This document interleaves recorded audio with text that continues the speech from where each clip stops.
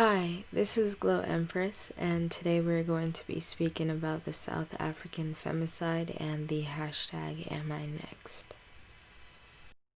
A staggering total of 3,915 women and children were murdered in 2018. That's an average of 10 women and children every single day.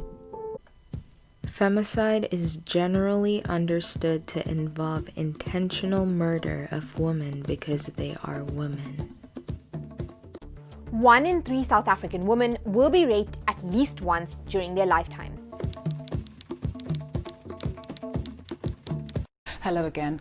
Another march against gender-based violence has taken place in the Johannesburg CBD today. In the last week, at least 2 women have been murdered and their bodies found dumped. Pregnant Segofatso Pule was found hanging from a tree with stab wounds and she was with child. A day after her funeral, another young woman's body was found dumped in a veld. But just how effective are these marches? A woman is murdered every 3 hours in South Africa. That's 5 times higher than the global average for femicide. And of those killed, there's a 56% chance that a woman will have been murdered by her own partner.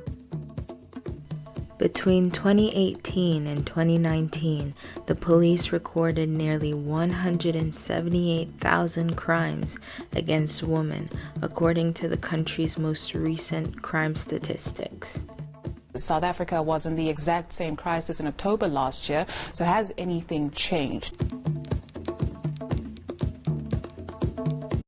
On August 24th, a 19-year-old college student, Uyinene Mugwetiana, disappeared in Cape Town, South Africa. A week later, a 42-year-old man was arrested and the terrible details emerged. Uyinene went to this post office around 1 p.m. on the day of her disappearance to pick up a package. The electricity at the post office was out, so an employee allegedly told her to return later. When she did, he locked her in the empty post office, raped her, and bludgeoned her to death with a scale. He then loaded her into his car and dumped her body somewhere in Khayelitsha.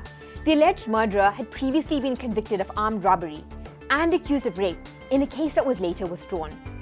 Uyinene's rape and murder all took place in a post office that is right next to a police station. And this got women from around South Africa taking to social media to ask, "Am I next?" I used to come to this post office every day and I used to speak to the guy. I couldn't even sleep yesterday. My heart was broken because you don't expect something so close to you to happen. And I can't believe it because he was such a sweet, we looked like he was a sweet guy. And people say he was very sweet. yes, I couldn't sleep. I laid awake the whole night last night thinking about it. All the time I'm talking to a murderer. South African men often hold patriarchal views about women, seeing them as inferior. In a country with dramatic crime rates, women fear not only a lack of social equality, but also for their safety.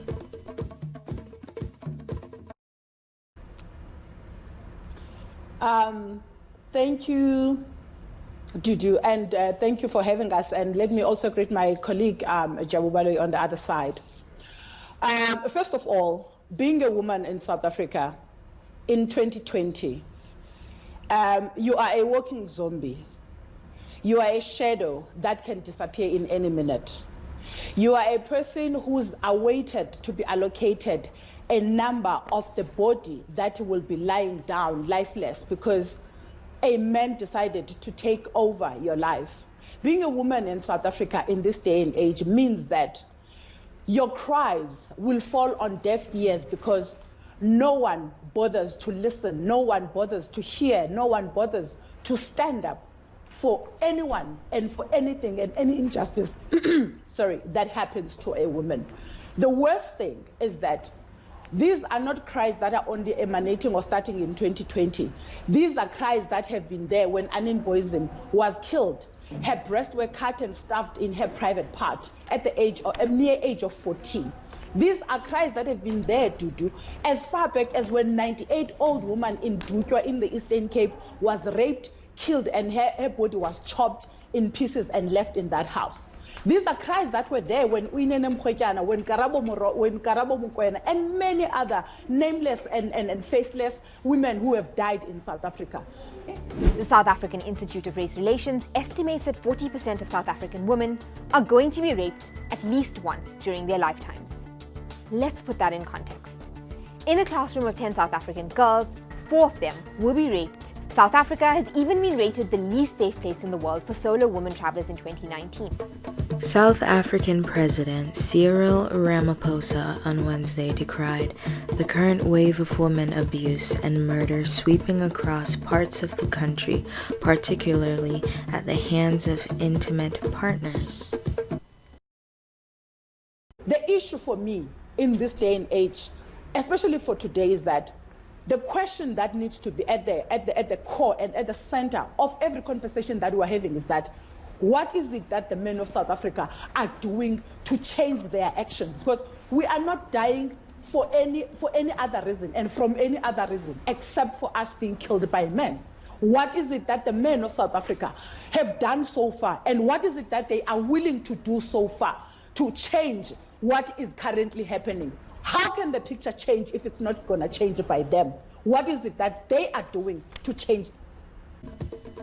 South African government says it is taking action to combat the growing gender-based violence in the country. South Africa's President Cyril Ramaphosa has declared a state of emergency and promised harsher penalties for rapists and murderers. Ramaphosa signed and launched a gender-based violence and femicide declaration last year and will develop a multi-sectoral structure and national strategy to respond to violence towards women in the country.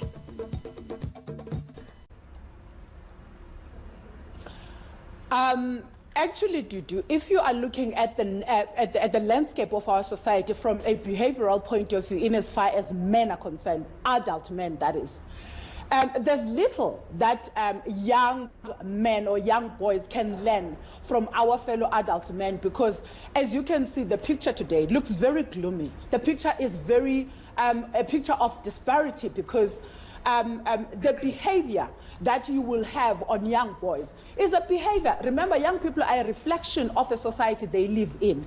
The only things that young boys can take in society is that which is availed to them through the behaviors of those that they are growing up under during that time.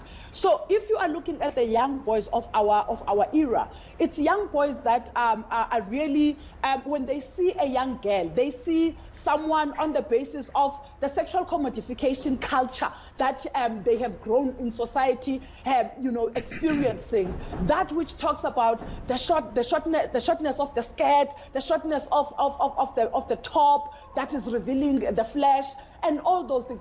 Those are the cultures that these young boys are growing up under, and these are the cultures that elder men are not aware that they are conscientizing young boys at a very young age to see a woman as nothing else but just an object for sexual pleasure and for anything else that they deem as men they deserve out of a woman.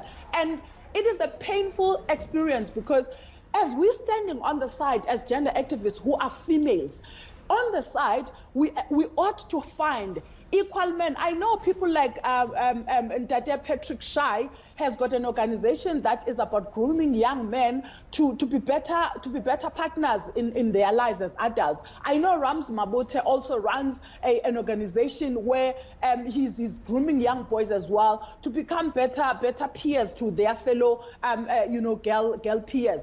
But that is not enough. And also, it's a pity that we can't get the gender commission on board, because one of the things that I wanted to emphatically speak on today is that we are being failed by institutions like the Gender Commission.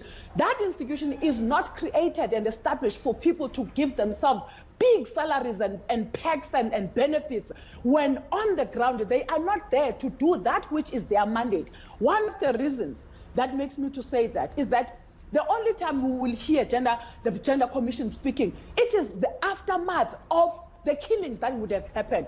What is it that they do as they are part of their responsibility in their mandate of having a community education that are campaign awareness in nature, which must bring these dialogues in societies where people are unable to change their behaviors. They are not just an institution that should be there to speak and say, we condemn, we call it out. No. They are an institution that is empowered with resources through taxpayers to make sure that they run programs and that are tangible, that contribute towards the change of what the face of South Africa looks like in as far as femicide is concerned. We are really tired. We not even see the relevance, Dudu, of these hashtag awareness campaigns and marches and whatnot. 2020, we can no longer have men taking only a stance and taking only a step by march. A march has lost its meaning. Marches have lost their bearing to create the impact. We need men of South Africa, because out of 5 men who are a group of friends, Dudu, 1 man is a woman basher, a woman abuser. 2 men in that group know that, but 3 men out of that are quiet about it because the gentleman code doesn't allow them to expose one another. That is the only thing that we need South African men to do now. We need them to speak and name and shame each other so that this thing can end. Because the only reason why men still find it possible for them to do as they please with women, it's because they know that there is someone somewhere who's shielding the fact that I am an abuser, who's shielding me, the fact that I'm a killer. So those who are even more who must be even more guilty of this should be the ones who are quiet, knowing very well that their peers and their friends and their colleagues are women bashers and women killers. South African women have taken to Twitter to share personal stories of the violence and sexual assault they have experienced, and how the country's pervasive gender-based violence has affected their daily lives. Twitter saw South African women sharing their pain, anger, and fear, and calling out the South African government for its inaction on femicide.